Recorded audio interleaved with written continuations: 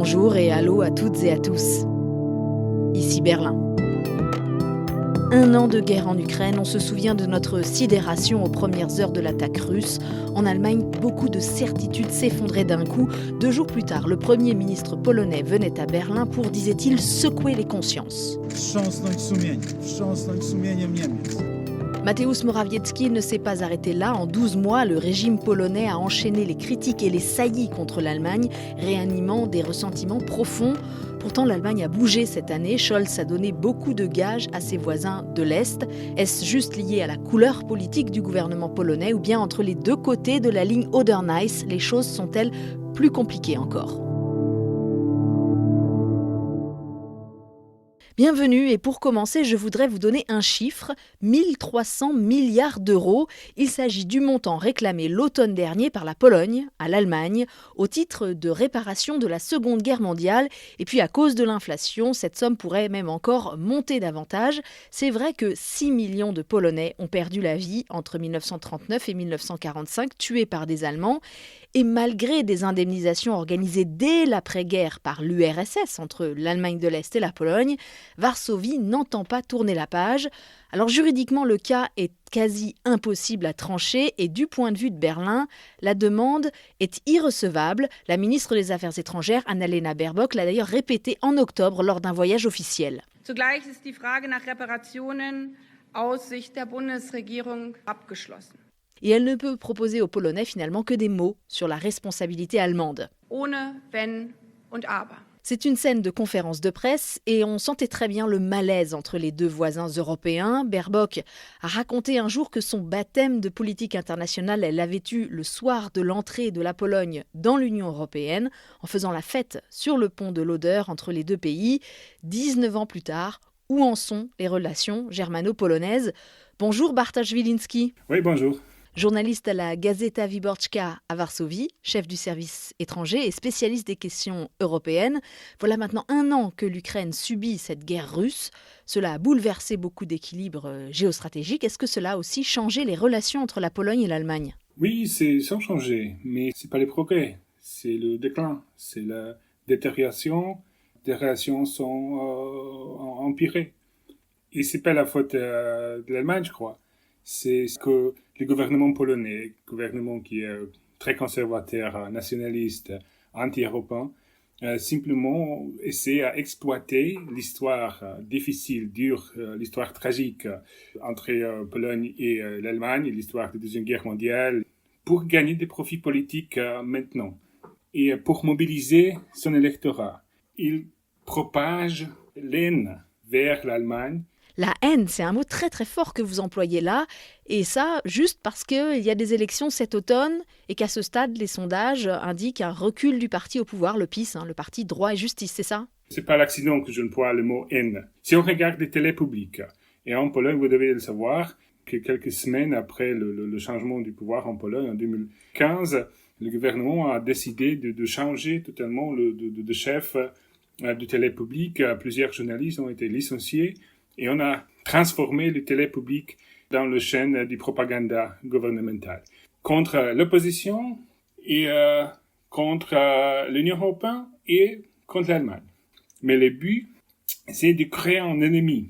Mobilisation par création de l'ennemi, la menace allemande. M. Kaczynski, qui est le chef du parti qui gouverne, a même employé la notion de quatrième Reich. Alors il a accusé des Allemands de vouloir créer une quatrième Reich en Europe. C'est une chose vraiment insupportable. La folie. Mais M. Wilimski, il faut quand même dire que l'Allemagne a aussi fait beaucoup pour fâcher la Pologne.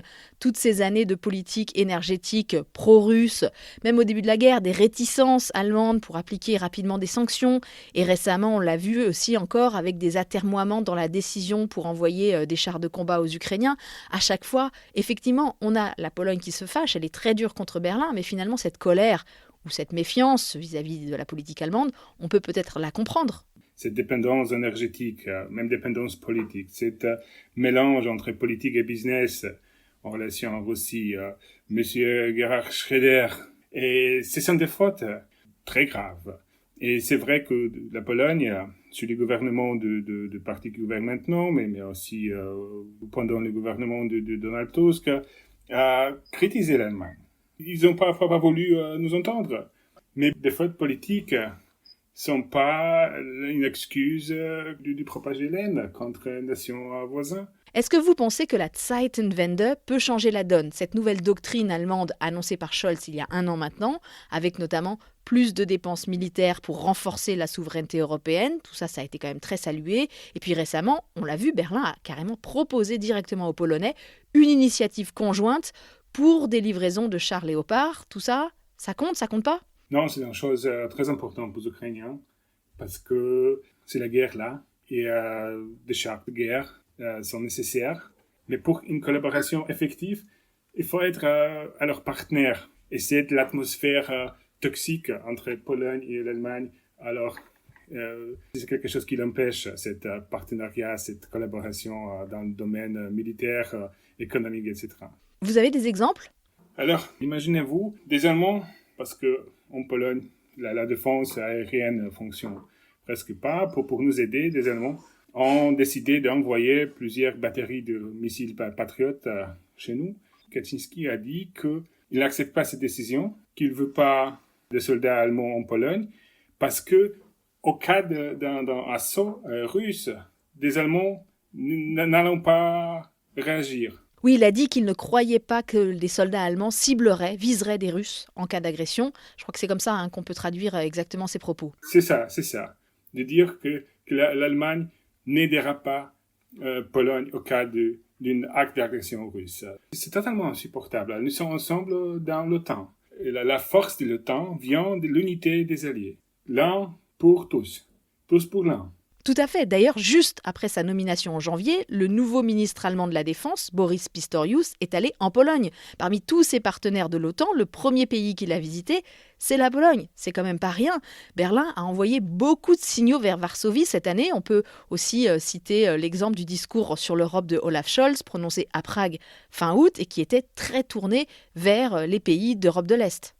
Je crois que c'est rien de nouveau. Je me rappelle des relations presque aussi froide entre Pologne et l'Allemagne de l'année 2006-2007. Et là, le gouvernement de Merkel a aussi essayé d'être amical vers la Pologne, de faire des gestes positifs. La Pologne n'a pas réagi et ne réagit pas maintenant à ce geste. Imaginez-vous, Pistorius a visité Pologne, a rencontré notre ministre de la Défense, mais après cette rencontre, il n'y a pas d'une conférence de presse jointe. C'est un symbole dans les langues de diplomatie. On lance un signal qu'il y a des problèmes. Mais c'est la politique destructive parce que je crois qu'on va changer les gouvernements en Pologne. Peut-être cette année, peut-être dans 4 ans, je ne sais pas quand. Mais on va les changer. Et qu'est-ce qu'on va hériter? La société divisée, un pays isolé au cadre de l'Union européenne, et des relations avec voisins rompus. Comment les reconstruire? Vous avez dit pays isolé. Là encore, on peut être surpris par ce mot, ne serait-ce que parce que Joe Biden, le président américain, était à Varsovie cette semaine. Et puis depuis 1 an, on entend aussi beaucoup cette théorie d'un glissement de l'Union européenne vers l'Est, l'émergence d'un nouveau leadership le long de la frontière orientale de l'Union, avec, entre autres, la Pologne, qui jouerait un rôle central. Mais c'est quoi prendre le leadership? Et d'abord, il faudrait dire qu'est-ce qu'on veut de l'Union européenne et quelles sont propositions polonaises pour le développement futur de l'Union. Est-ce qu'on le fait en Pologne, en Varsovie? Non. Cet gouvernement, ils n'ont jamais voulu l'Europe. Ils sont eurosceptiques. Alors si on parle de le changement de poids en Europe, alors je rigole. Parce que pour être le centre du monde, il faut faire quelque chose. Pas seulement prétendre à faire. Est-ce que la population polonaise suit le gouvernement dans cette croisade anti-allemande? Après tout, on a quand même 2 millions de personnes en Pologne qui apprennent l'allemand, c'est un record mondial. Est-ce que donc cette germanophobie gouvernementale atteint les Polonaises et les Polonais? Il s'agit d'un certain scepticisme, que nous ne serons jamais des amis de l'Allemagne. Ici, on voit aussi une petite détérioration. La force de propagande est puissante. Pas seulement chez nous, mais aussi en Allemagne. Parce que des Allemands, ils se demandent pourquoi nous devons être amis avec une nation, avec nos voisins qui nous détestent. C'est une question normale et compréhensible. L'Allemagne exerce aussi une certaine attractivité pour les Polonais, les jeunes notamment, et les jeunes de gauche tout particulièrement. Ils sont très nombreux à être arrivés ces dernières années dans la foulée de l'arrivée au pouvoir du parti conservateur réactionnaire PiS. Ils sont nombreux dans les grandes villes allemandes, que ce soit des membres de la communauté LGBTQ+, des activistes pro-climat, des féministes également. Quel rôle peut jouer toute cette communauté, cette diaspora en quelque sorte, dans les relations germano-polonaises aujourd'hui ? Je ne pense pas que des Polonais qui habitent en dehors de Pologne pourraient influencer notre gouvernement, mais je pense qu'il peut alors assurer ses voisins allemands, français, hollandais, etc., que les Polonais ne sont pas toujours des nationalistes. Et c'est que j'espère mes compatriotes en Allemagne, en France, vont faire. Merci Bartosz Wilimski pour ces impressions depuis Varsovie. Alors on vient de parler du rôle des Polonais d'Allemagne, une communauté discrète, bien intégrée, mais qu'on a découverte très active ces derniers mois dans la coordination de l'aide aux réfugiés ukrainiens entre Pologne et Allemagne. Ils ont monté des convois jusqu'à la frontière ukrainienne pour prêter main forte aux ONG polonaises sur place, par exemple, désengorger la situation en Pologne et donc pour faire venir des transports de réfugiés vers l'Allemagne. L'Allemagne qui a accueilli un peu plus d'1 million d'Ukrainiens en un an, 60 000 rien qu'à Berlin, parmi eux Irina, Andrei et leurs enfants que David Philippot a rencontrés.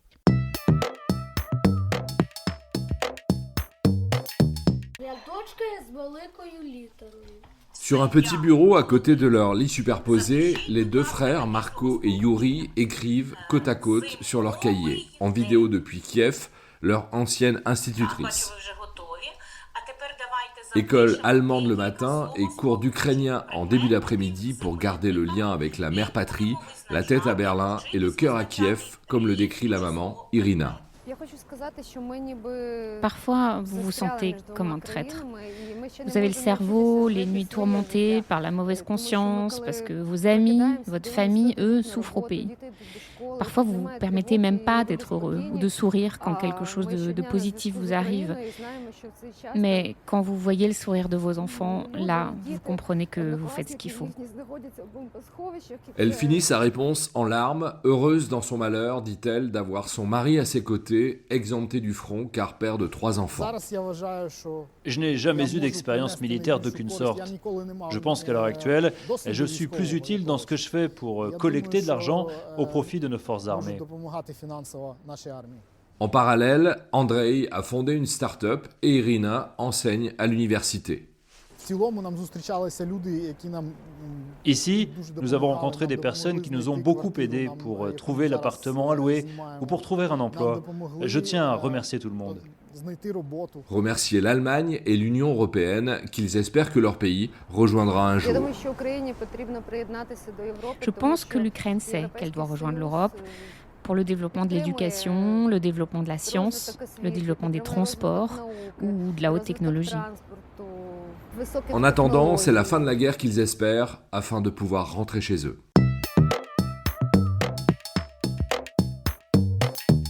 Et pour la deuxième partie de cet épisode, je retrouve Stéphane Seidendorf du DFI. Bonjour. Bonjour Hélène. Si on regarde les chiffres, Stéphane, près d'1 million de Polonais vivent en Allemagne, auxquels il faut ajouter 2 millions de personnes d'origine polonaise, donc des enfants, des petits-enfants d'immigrés.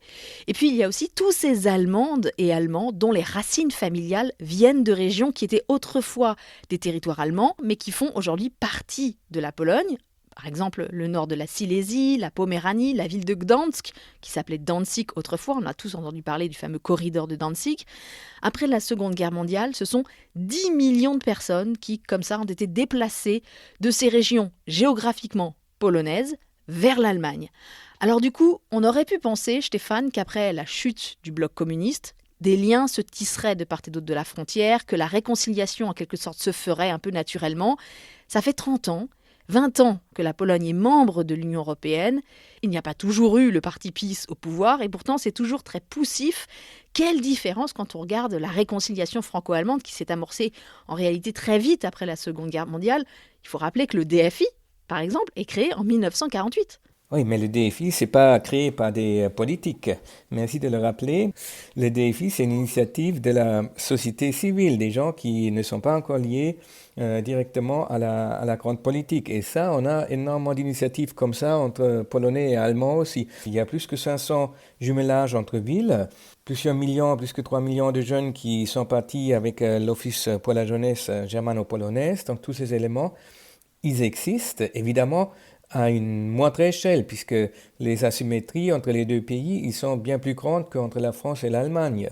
Si on pense en taille, en démographie, il faut dire en même temps, c'est beaucoup plus coûteux, dangereux. Si tu t'engages en société civile en Pologne, ça ne va pas de soi, tu n'as pas la reconnaissance que tu trouveras en France si tu t'engages pour un jumelage franco-allemand. Et les crimes allemands pendant la guerre étaient bien pires que ce qu'on a connu en France, malgré toutes les atrocités commises en France. L'Allemagne et l'armée allemande en Pologne, elle avait une autre idée, c'était une guerre d'extermination. Et cela, c'est beaucoup plus difficile à surmonter que tout ce qu'on a connu entre Français et Allemands. Et Dieu sait comment c'était difficile entre Français et Allemands. D'où l'importance de cette cristallisation politique, non ? C'est ce que nous montrent en fait les ratés de cette relation germano-polonaise. Sans volonté, sans courage politique, sans impulsion du haut, en fait, on n'avance pas. Dans le cadre franco-allemand, après la guerre, la société civile aussi était très minoritaire. C'était quelques figures très solitaires qui avaient cette idée qu'il fallait faire une autre politique avec l'Allemagne qu'après la Première Guerre. Alfred Crosset et Joseph Rauwens, c'était des minoritaires.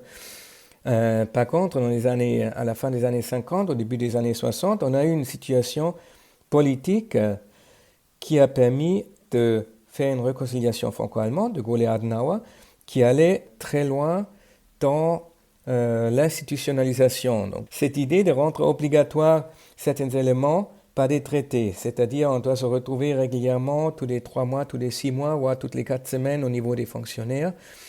Les deux, la France et l'Allemagne, ils ont accepté de créer un acteur très puissant, un office pour la jeunesse avec le statut d'un organisme international, donc très protégé diplomatiquement, avec les mêmes protections presque comme l'ONU.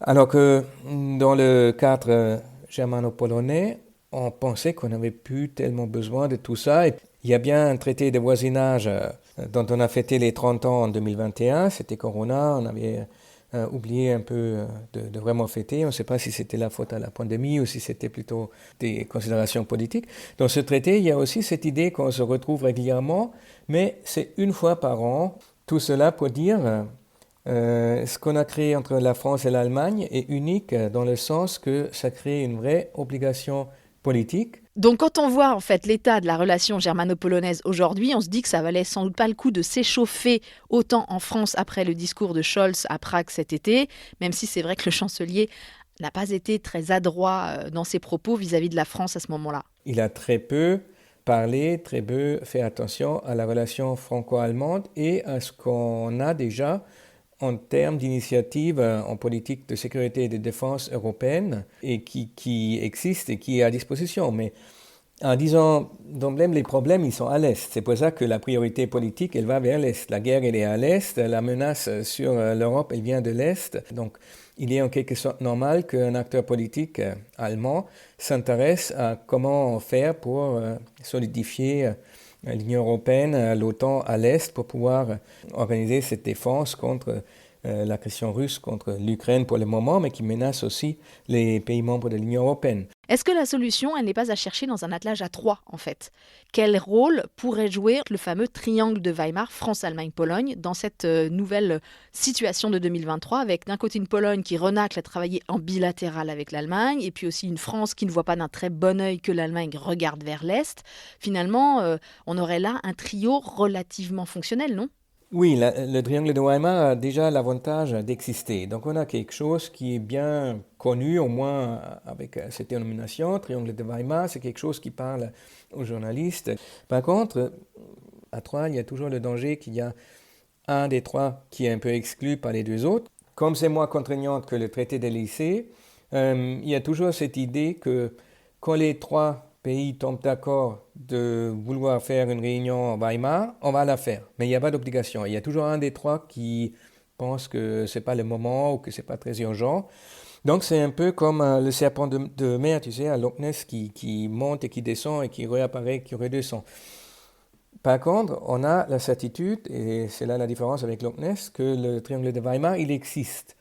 C'est notamment quelque chose de très utile pour la société civile, encore une fois. Il y a une association Triangle de Weimar très active qui réussit petit à petit à fédérer toutes ces petites initiatives, jumelages, échanges qui sont très utiles et qui gagnent petit à petit une visibilité politique. Et très récemment, et cela nous a surpris, le gouvernement polonais a envoyé dans l'ambassade polonaise à Berlin un diplomate chargé de la société civile. Et j'ai un peu l'impression que ce n'est pas seulement nous au DFI qui ont été surprises, mais aussi les diplomates allemands et encore plus les diplomates français à Paris, puisque c'est quelque chose qu'on n'attendait pas de la part du gouvernement polonais et qui change un peu la donne, que du coup c'est la Pologne qui soutient, qui accepte, qui a compris qu'il y a un rôle pour la société civile à jouer. Ah, ça c'est très intéressant. Merci beaucoup Stéphane. On l'a compris, le rendez-vous électoral de cet automne en Pologne est donc particulièrement important pour le pays et l'Union européenne. Pas encore de date exacte, ce sera sans doute en octobre ou novembre. D'ici là, beaucoup de choses peuvent évoluer. Merci de toutes vos écoutes, merci à Aloïs Kerek pour la musique, à David Philippot pour le reportage, aux amis qui se chargent des voix françaises. Merci au DFI pour l'expertise et l'accompagnement. Le podcast avec un K revient dans 2 semaines. Je m'appelle Hélène Cole avec un K et je vous dis à bientôt. Bis bald.